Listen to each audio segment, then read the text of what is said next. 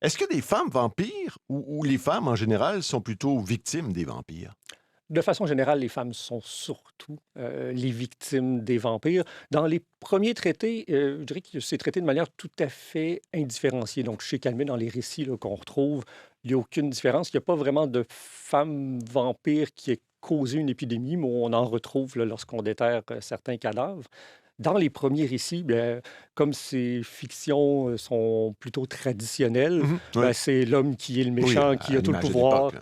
Ouais. Exact, tout à fait. Mais on en retrouve quand même assez tôt, là, déjà la morte amoureuse là, de Théophile Gautier du côté français, donc une vampire. Et on voit que le mythe n'est pas tout à fait encore précisé, puisqu'elle n'a pas de croc. Elle utilise une fameuse épingle d'or pour percer la peau et Mmh. boire le sang. Mais c'est une vampire, une comtesse. Donc déjà un personnage féminin assez fort, mais l'œuvre qui marque, je dirais, vraiment l'imaginaire des femmes vampires, c'est Carmilla de Sheridan Le Fanu, qui Oui, paraît oui. avant, d'ailleurs, là, le Dracula de Bram Stoker, puisque là, non seulement la femme est vampire, mais sa victime l'est également. Mmh. Donc là, il y a tout un discours qui s'installe autour même de l'homosexualité, donc déjà une forte érotisation de la figure du vampire, et ça, ce sont vraiment les vampires féminins là, qui vont accentuer cet élément.